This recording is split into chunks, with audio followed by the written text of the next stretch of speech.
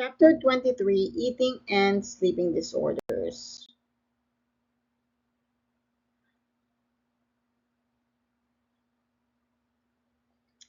Body image is the collection of perceptions, thoughts, feelings, and behaviors that relate to one's body size and appearance. And when we're talking about eating and sleeping disorders, this body image is very important because this is what the patient is actually trying to take care of, right? This is an important part of self-concept. So it's either the person will have a positive body image or a negative body image. Okay. When we're doing this assessment of our positive or negative body image, we are actually usually we're doing that what we call private talk, right? The internal talk. Your talk to yourself. Okay, it focuses on our body and the appearance, and then help us determine how we feel about our bodies. Eating disorder, this is not just those occasional skip meal or overindulgence in like an isolated event. It's not. That's not this eating disorder. It's not a problem when you occasionally skip meal and then occasionally overindulge food, right? It becomes an eating or a sleeping disorder when it interferes with an individual's quality of daily life, and then they become mental health disorders. Little overview: eating disorder is an ongoing disturbance in behaviors as associated with the ingestion of food, and 30% of all adults believe that their actual weight is greater than their desirable weight. The result of the quest is the perfect body, right? They want to diet, they want to lose weight. How do we diagnose these eating disorders? It needs to be an ongoing problem, right? It needs to be an ongoing problem. To enable for us to diagnose these patients, food associated problems are ongoing and it results in impaired physical functions. So table 23.1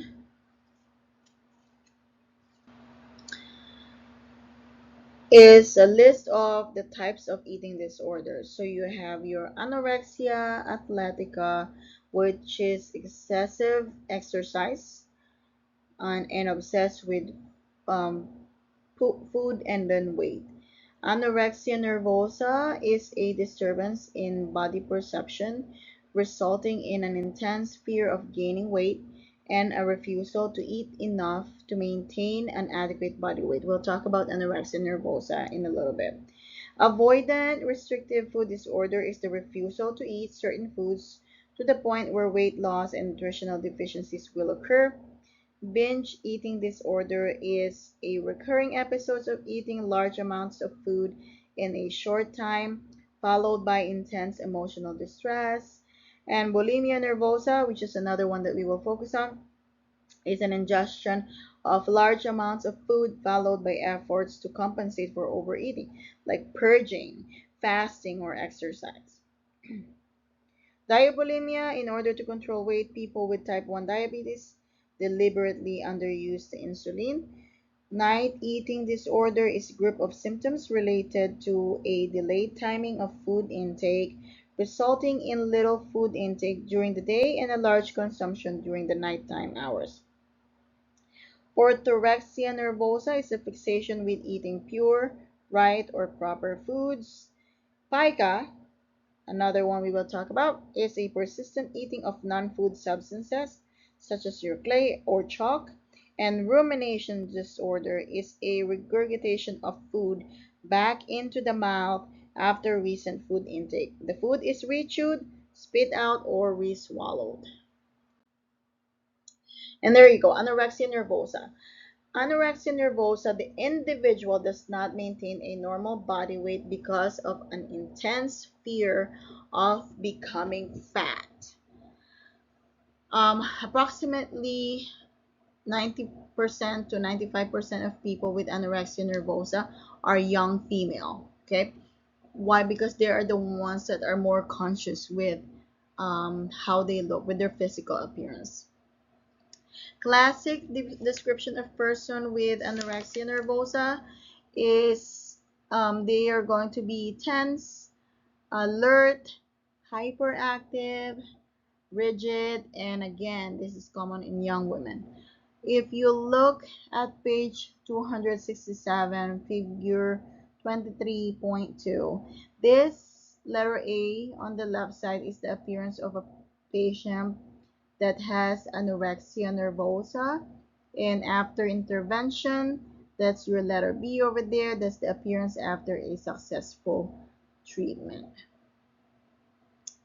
Who are those people that are at high risk for anorexia nervosa? Well, those people that their appearances are very important for their professional or performance reasons, like your models, right? Your athletes, flight attendants, even. And they're also common in children from dysfunctional and abusive families. Average onset is 17 years old. And the main important thing to remember for your anorexia nervosa is the patient is actually thinking about that need for self-control. Okay, need for self-control. That is the main focus of patient with anorexia nervosa. Clinical manifestation, like I said, is in figure 23.2, page 267. This is a life-threatening disorder because they are refusing to eat, right? Refusal to maintain the body weight. They're not eating. They have this intense fear of becoming fat, even though they are already underweight.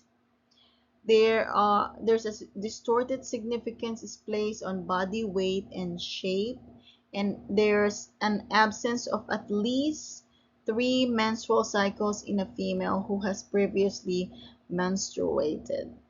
So again, anorexia nervosa, the main focus for them is the need for self-control, right?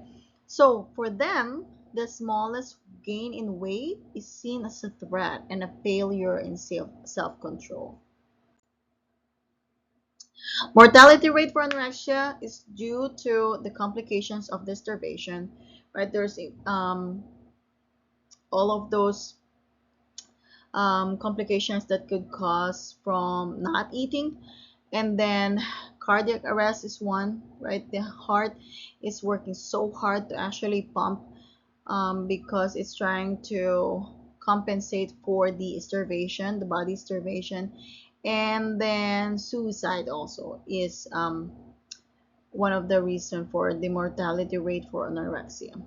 The death rate associated with anorexia disorders is far higher than for any other mental illness. It's very important to determine or detect it early so that early intervention can start. We can address the inability to cope, and we can address, to properly effectively solve the problems. And it's very challenging also because the patient usually denies the seriousness of their condition. So, clinicians would talk to the patient that has anorexia nervosa, and to them, everything is okay, right? Even though they're not eating. Um, and then their body weight is very low, right? So to them, there's no problem. They deny the seriousness of their condition. They're okay. So it's kind of challenging to manage the disorder and help the patient because of that reason. Okay, refeeding syndrome. This occurs when the anorexic individual resume eating. Okay, it's a problem even though we want them to eat, right? But there's a risk for this syndrome, refeeding syndrome, which is a problem because this is an imbalance of fluids and electrolytes that can lead to cellular dysfunctions and life-threatening complications like heart failure. Okay, because the body is in constant starvation, level or starvation state, and then now they're going to eat, right? The refeeding syndrome, they're now going to eat. Then there's going to be an imbalance of those fluid and electrolytes. So careful and frequent monitoring for physical and mental changes is important. Bulimia. So bulimia is a disorder of binge eating. So they will actually eat a large amount of food, and then after that they will use an inappropriate methods to prevent weight gain, like purging is one. Purging is so you will have bulimia with purging and bulimia without purging. Bulimia with purging is that they will binge and then they will actually purge, meaning they will actually elicit that gag reflex so that they can throw up after they binge. That's bulimia with purging. Bulimia without purging is they will binge and they're not going to purge, but they will use some other type of technique to actually try to lose the weight or prevent weight gain. Like, they will stop eating, they will fast, right? They will do fasting, and they will exercise a lot, or they will even use those laxatives, there's diuretics, to kind of like lose weight, or to prevent weight gain. They're often found in young, white, middle class, and upper class women. Perfectionism is important with bulimia and contributes to maintenance of the behavior itself. Table 23.3 in 268 is a comparison on anorexia and nervosa. Make sure that we highlight that. How do we diagnose bulimia? The patient should be binging twice per week for at least 2 months in order for the diagnosis of to be given the diagnosis of bulimia nervosa, bulimia. And then in page 267, we did talk about that, the criteria for diagnosis of bulimia, box 23.2. It's 269, page 269, box 23.2. That's the criteria for diagnosis of bulimia. There will be a recurring episodes of binge eating. Binging is followed by recurring inappropriate behaviors to prevent weight gain. Eating binges at least twice per week for at least 3 months. An excessive emphasis placed on body shape and weight in determining self-esteem. Obesity is excess of body weight, and this results from too many calories consumed or not enough calories being burned. It has not been established that obesity is consistently associated with mental health or behavioral problems. However, it can actually cause physical and emotional problems. That's why it's included here. Compulsive overeating is when the patient is actually using eating by to lessen the emotional pain. Okay, they're using food, they're using eating food to lessen the emotional pain. We call it compulsive overeating. Obesity is usually combined with hopelessness, thoughts of suicide, and even depression. Other eating disorder, you have your pica. Pica is a persistent eating of non-food items that last for longer than 1 month. The usual or the common substances that the patient is eating for people with pica, you have clay, laundry starch, insects, leaves, and pebbles. Pica is believed to be a vitamin or mineral or calorie deficiency. Okay. Rumination disorder is the regurgitation and rechewing of food. We did talk about it a little bit. It could be caused by psychosocial problems like the lack of attention, neglect, or stressful environment. They are the risk factors for the rumination disorder. Main therapeutic goal for all eating disorder is to establish behavior that promote health for the patient. When we're giving them the treatment and when they are under the therapy, the goal is these three. We stabilize existing medical problems first, right? Because you want to make sure that the medical problems is addressed first. You want to stabilize your patient first, and then you will establish the normal nutrition and eating patterns. Get the dietitian involved, get psychotherapists involved, get social service involved, right? Even the family, get them involved so that we can, sit down as a multidisciplinary team, and then we can help the patient reestablish that normal eating patterns and resolve the psychological and emotional issues that underlie the disordered eating behaviors. Mm,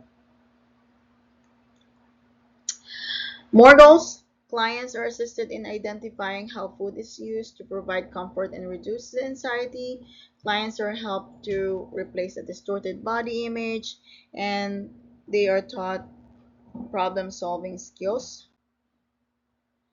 Okay, now let's talk about sleep disorders. Normal sleep, the bodily functions need need normal sleep, right?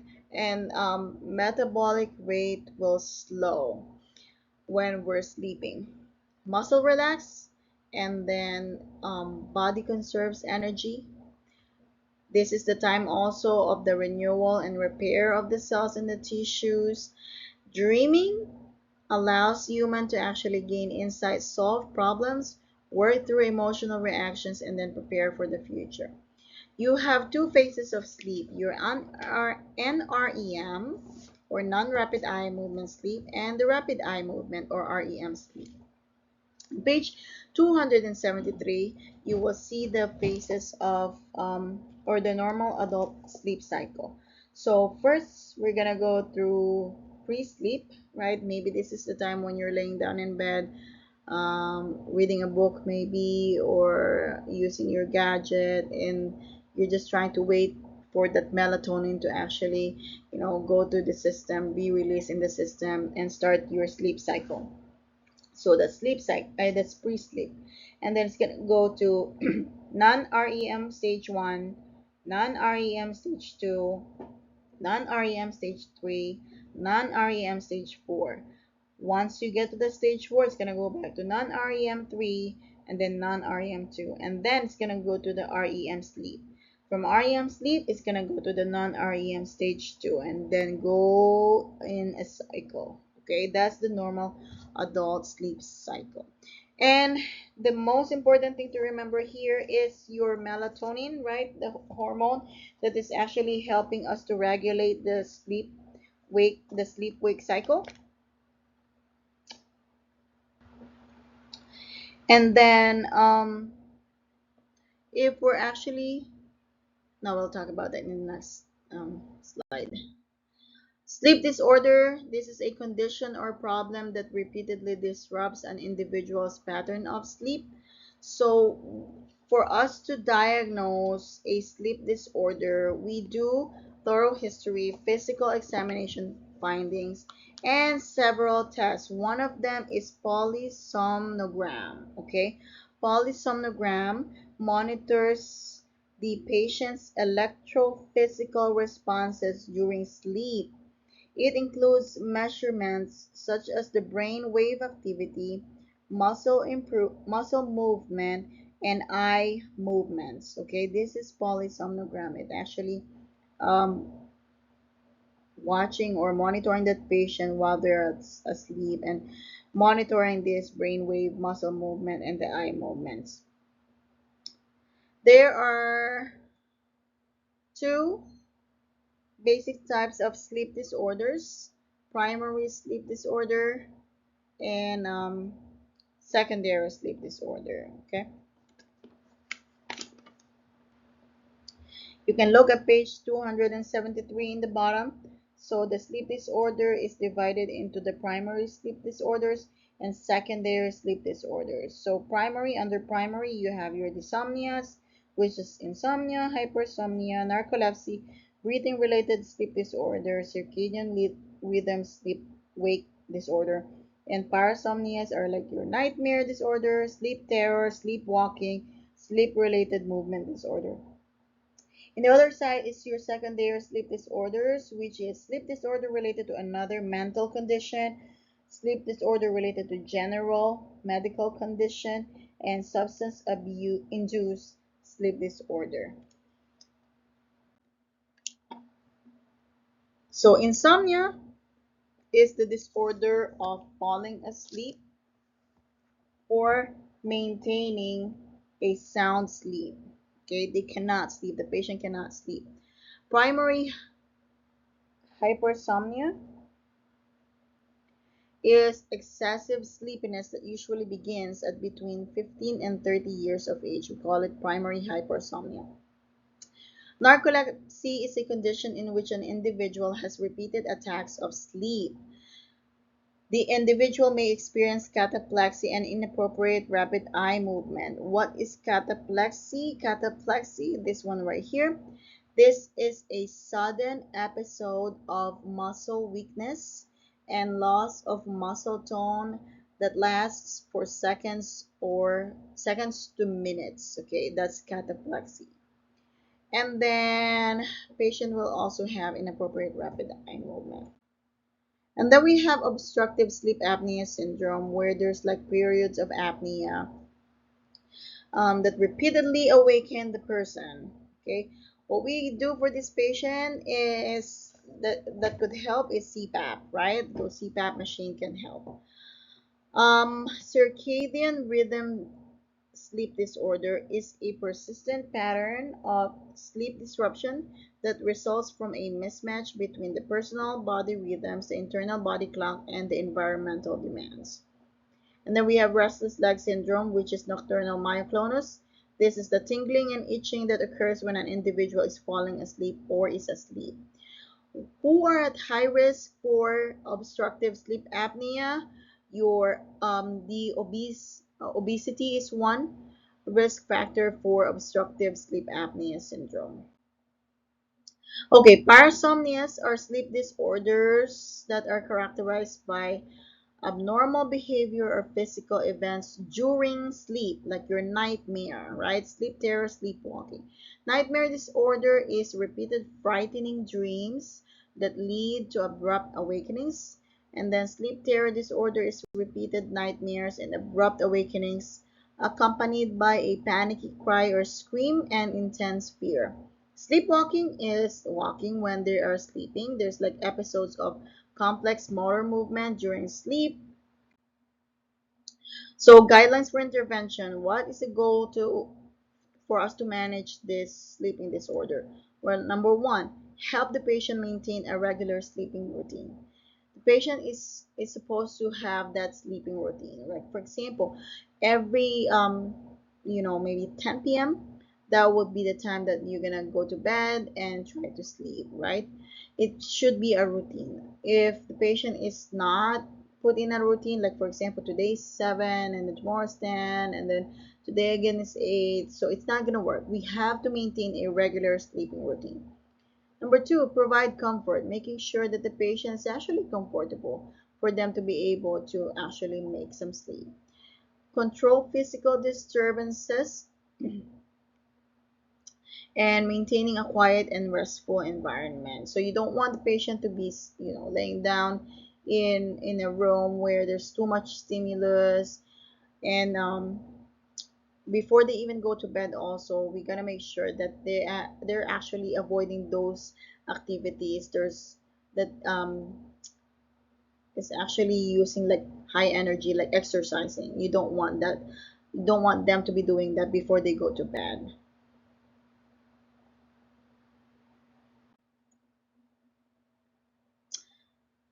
Nurse is taking care of a child who is regurgitating or chewing her food. Condition is known as rumination disorder. Care provider is admitting a 26-year-old female client who recently lost her mother. The client has had recent attacks of sleep lasting 10 to 20 minutes.